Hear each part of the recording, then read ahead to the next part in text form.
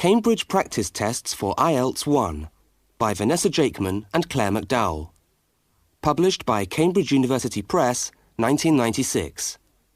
This recording is copyright. Cassette 2, Side 1. Practice Test 3.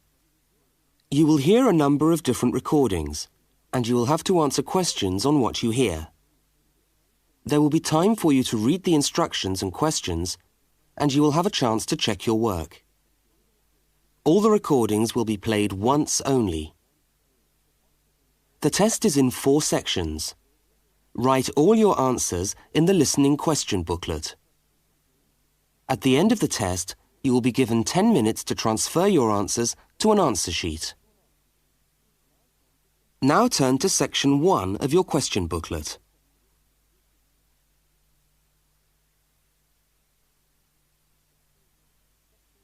Section 1. You will hear a student inquiring about parking facilities. First, look at questions 1 to 4. For each of the questions, 4 alternatives are given.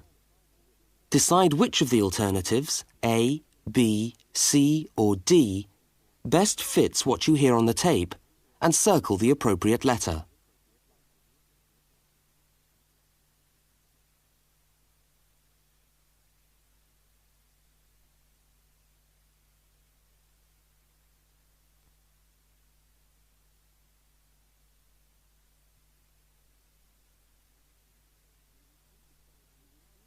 You will see that there is an example which has been done for you.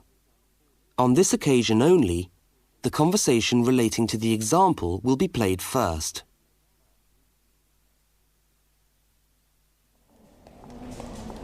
How do you come to the university each day?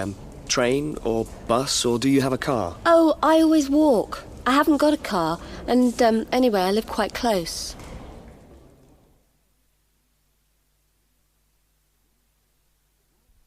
The woman says she always walks, so C has been circled. Now we shall begin. You should answer the questions as you listen, because you will not hear the recording a second time.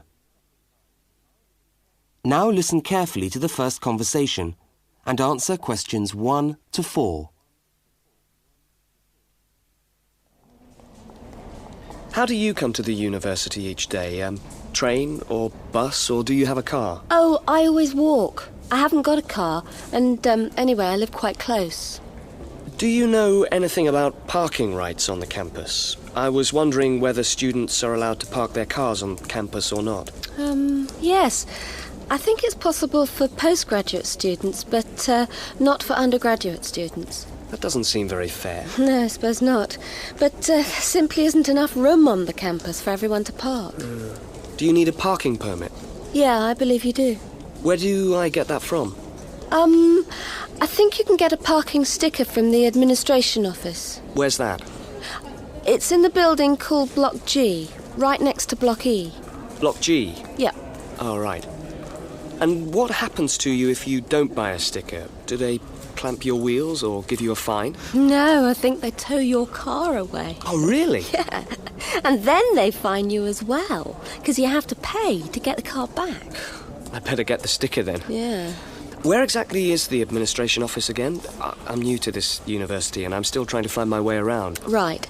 You go along Library Road, past the tennis courts on your left and the swimming pool on your right. Yeah. And the administration office is opposite the car park on the left. You can't miss it. So it's up Library Road, past the swimming pool, opposite the car park. Right, I'll go straight over there. Bye, and thanks for the help.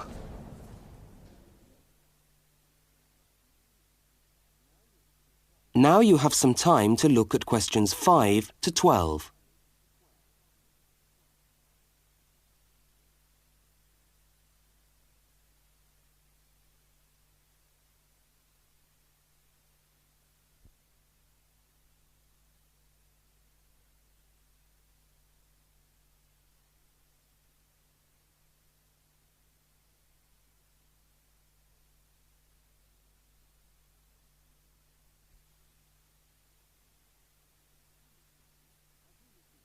As you listen to the next conversation, complete the application form in the spaces numbered 5 to 10 and answer the questions numbered 11 to 12.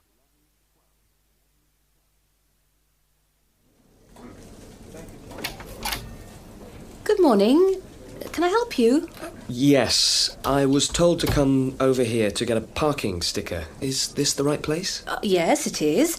Are you a postgraduate student? Yes, I am. Okay. Well, I'll just need to take some details. Your name? Richard Lee. That's spelt L-E-E. Richard Lee. And the address? Flat 13, 30 Enmore Road. How do you spell Enmore? Oh, E-N-M-O-R-E. And that's in the suburb of Newport. Newport.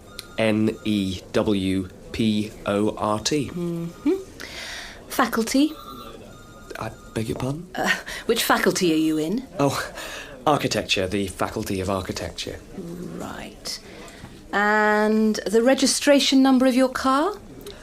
Let me see. LXJ50...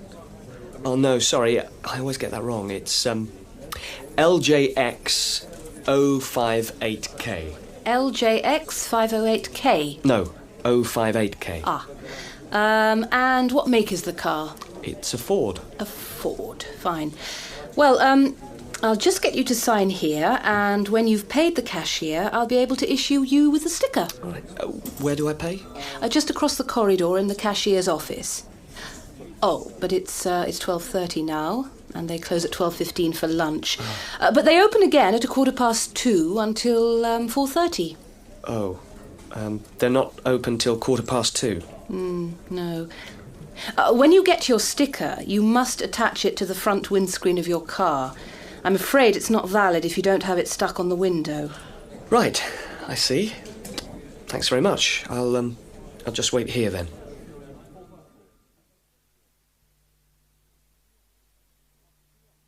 That is the end of section 1.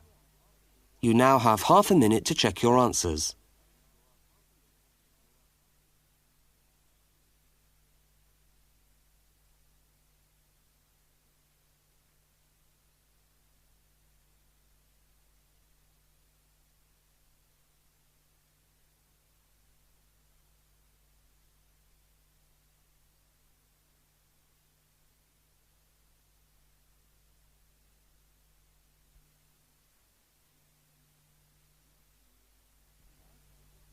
Now turn to section 2.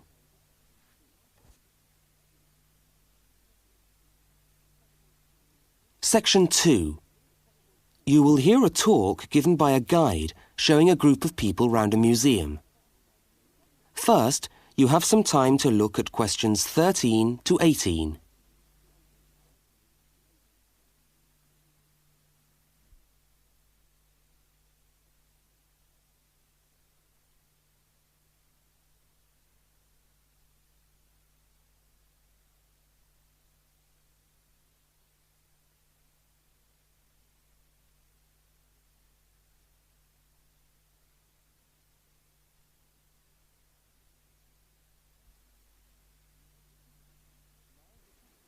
Now listen to the guide and complete the notes by filling in the numbered spaces 13 to 18.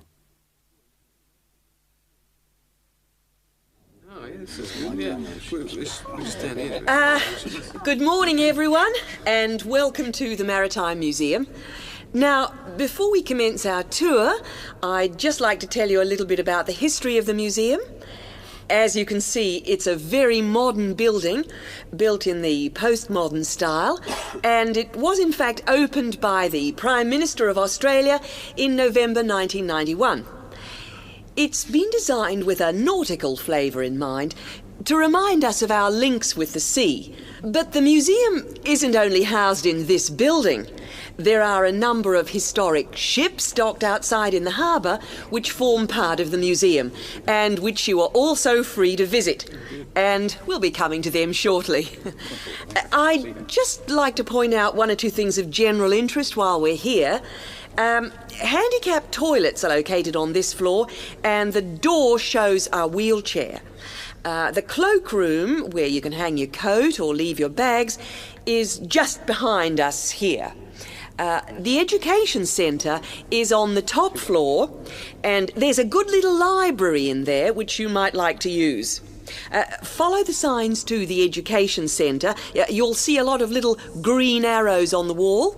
The green arrows will take you there. The information desk, marked with the small letter I on your plan, is located right here in the foyer. So if you get separated from your friends, I suggest you make your way back to the information desk, because we'll be returning to this spot at the end of the tour. All right? Now, if you look out this window, you should be able to see where the museum's ships are docked. If you want to go on a tour of the old ship, the Vampire, she's docked over there, and you should meet outside on the quay. However, a word of warning. I don't recommend it for the grandmas and grandpas, because there are lots of stairs to climb.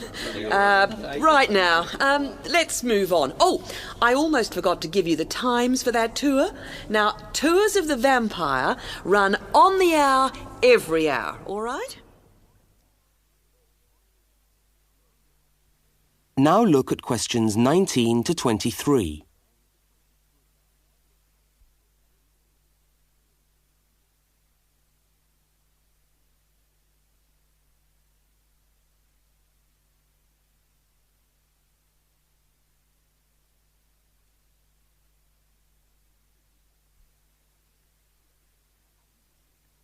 As you listen to the rest of the talk, complete the notes in the numbered spaces 19 to 23.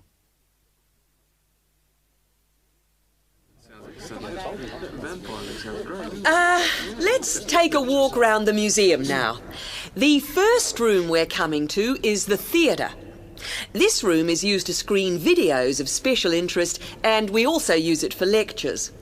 There's a continuous video showing today about the voyages of Captain Cook, so come back here later on if you want to learn more about Captain Cook. Now, we're moving along the gallery known as the Leisure Gallery.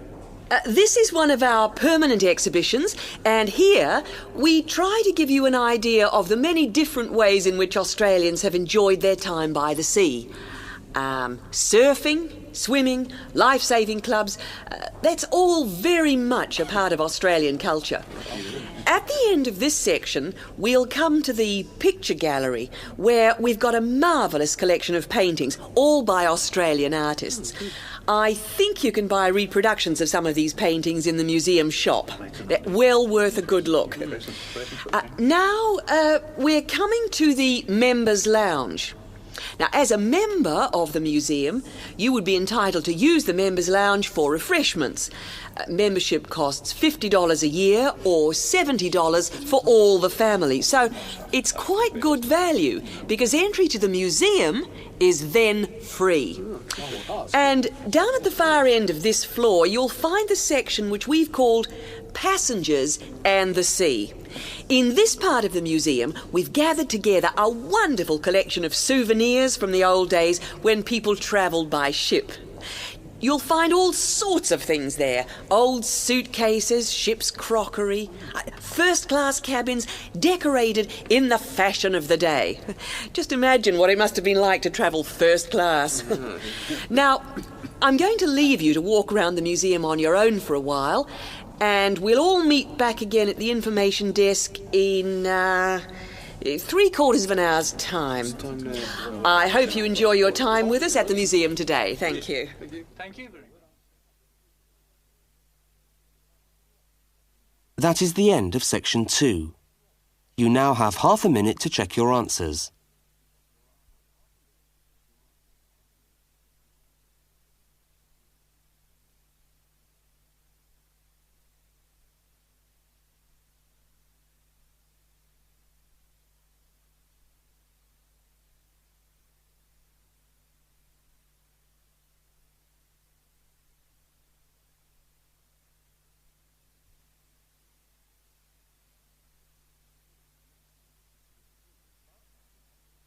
Now turn to section 3.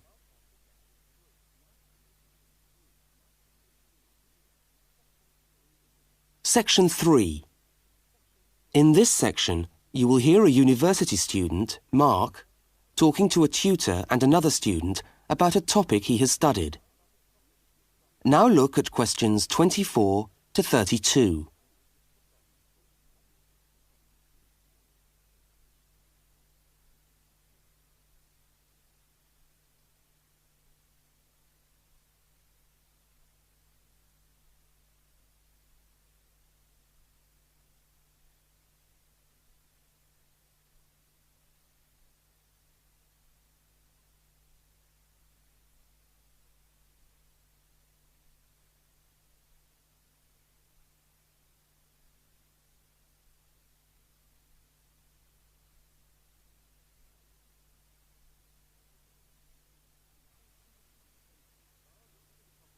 Now listen to the conversation and answer questions 24 to 32. Okay, everybody. Good morning. Good morning. It's Mark's turn to talk to us today, so Mark, I'll ask you to get straight down to business. All right. Now, following on from what we were discussing last week in Susan's tutorial on approaches to marketing, you were going to give us a quick rundown on a new strategy for pricing, which is now being used by many large companies, known as revenue management, before we go on to your actual tutorial paper on sales targets. Is that correct? Yeah, okay, well... So, what exactly is revenue management? Well, it's a way of managing your pricing by treating things like airline tickets and hotel rooms rather more as if they were perishable goods. Yeah, I just tried to book a ticket yesterday for Perth, and would you believe there are 3 different prices for the flight? Right, and what was the rationale for that? Well, the travel agent said it depended on when you book and the length of the stay. Like, it's cheap if you stay away for a Saturday night, presumably because this isn't business travel, and even cheaper if you buy a ticket where you can't get a refund if you have to cancel. In that case, the ticket costs about half the price. You wouldn't think it would make that much difference, would you? Well, it does, and that's basically because the airlines are now treating their seats like a commodity. You see, if you want a seat today, then you pay far more for it than if you want it in 3 weeks' time. That seems rather unfair. Well, not really. When you think about it, that's just common sense, isn't it? Well, I suppose so. What this actually means is that in the same row of seats on the same flight, you could have 3 people who have all paid a different price for their tickets. And is this just happening in Australia? No, it's the same all over the world. Airlines are able to market a seat as a perishable product with different values at different stages of its life. Well, like mangoes or apples at the market. Yeah, it's exactly like that. The fact is that the companies are not actually interested in selling you a cheap flight. They're interested in selling the seats and flying airplanes that are full. Mark, why do you think revenue management has come about? Well, as far as I can see, there are 2 basic reasons. Firstly, because the law has been changed to allow the companies to do this. You see, in the past, they didn't have the right to keep changing the prices of the tickets. And secondly, we now have very powerful computer programs to do the calculations, and so the prices can be changed at a moment's notice. So you mean 10 minutes could be critical when you're buying a plane ticket? Absolutely. That's right. Yep. And I understand we've almost reached the stage where these computer programs that the airlines are using will eventually be available to consumers to find the best deals for their travel plans from their home computer. Heavens, what a thought. So the travel agent could easily become a thing of the past if you could book your airline tickets from home. Are there any other industries using this system, or is it restricted to the airline business? No, many of the big hotel groups are doing it now. That's why the price of a bed in a hotel can also vary so much, depending on when and where you book it. It's all a bit of a gamble, really. Yeah, and hire car companies are also using revenue management to set their tariffs, because they're also dealing with a commodity, if you like. So the cost of hiring a car will depend on demand. Well, thank you, Mark, for that overview. That No was trouble. well researched. Now, let's get on with your main topic for today, which... That is the end of section 3. You now have half a minute to check your answers.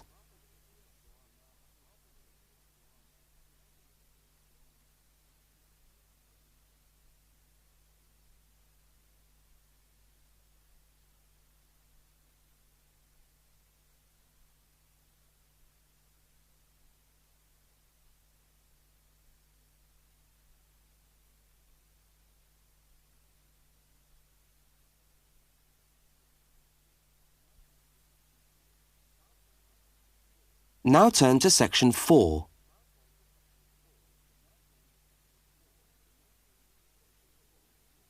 Section 4. You are going to hear a short talk on space management in supermarkets. First, you have some time to look at questions 33 to 37.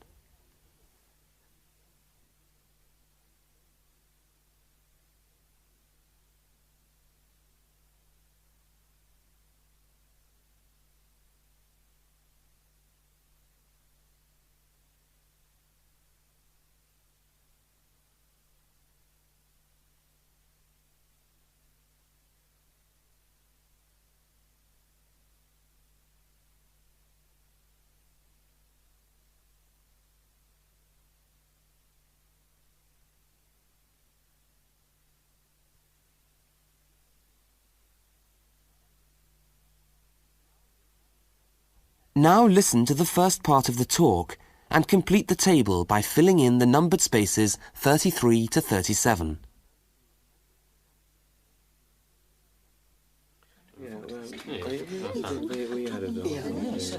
Good morning.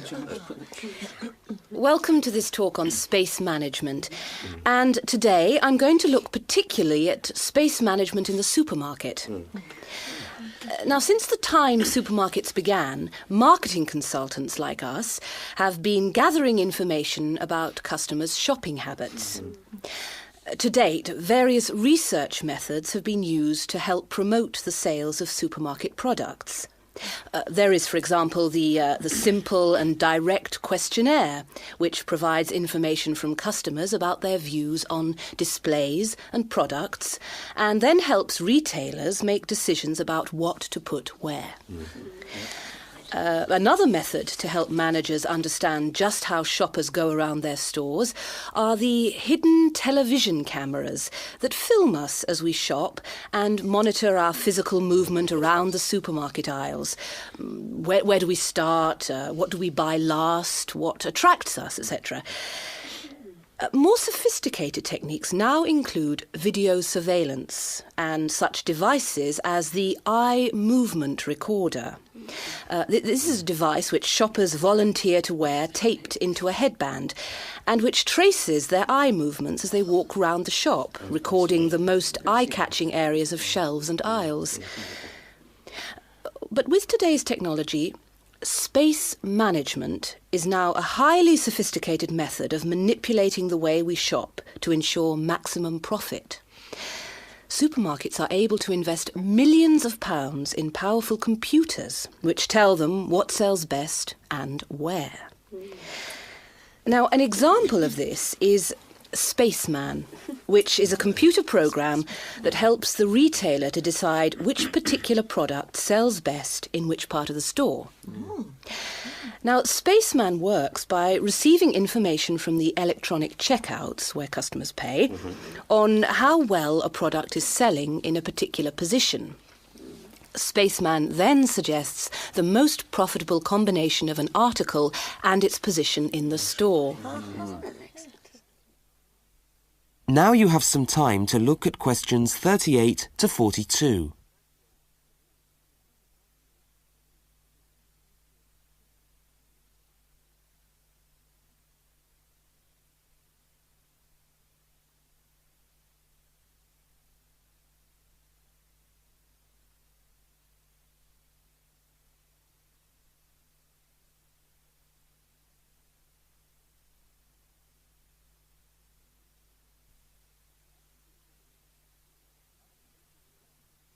As you listen to the rest of the talk, label the diagram by filling in the numbered spaces 38 to 42. So, let's have a look at what we know about supermarkets and the way people behave when they walk down the aisles and take the articles they think they need from the shelves. Now, here's a diagram of one supermarket aisle and 2 rows of shelves. Here's the entrance at the top left-hand corner. Now, products placed here at the beginning of aisles don't sell well. In tests, secret fixed cameras have filmed shoppers' movements around a store over a 7-day period. When the film is speeded up, it clearly shows that we walk straight past these areas on our way to the centre of an aisle. Items placed here just don't attract people. When we finally stop at the centre of an aisle, we pause and take stock, casting our eyes along the length of it. Now, products displayed here sell well and do even better if they're placed at eye level so that the customer's eyes hit upon them instantly.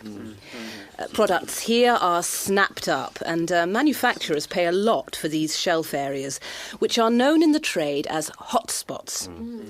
Naturally, everyone wants their products to be in a hotspot.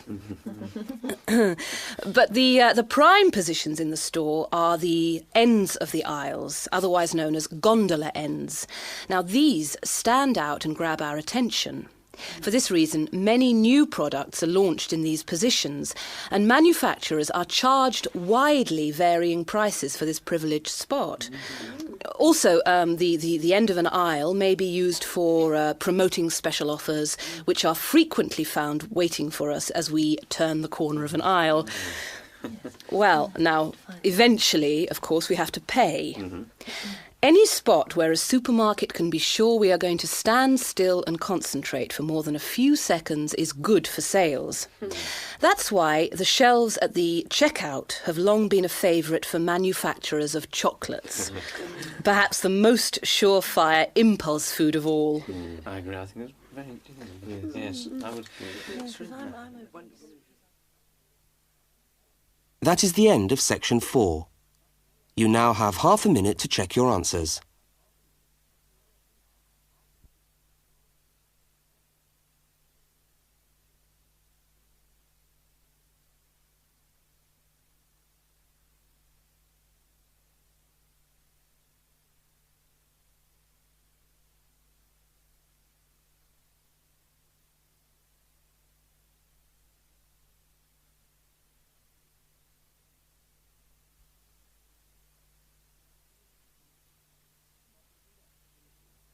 That is the end of the listening test. You now have 10 minutes to transfer your answers to the listening answer sheet.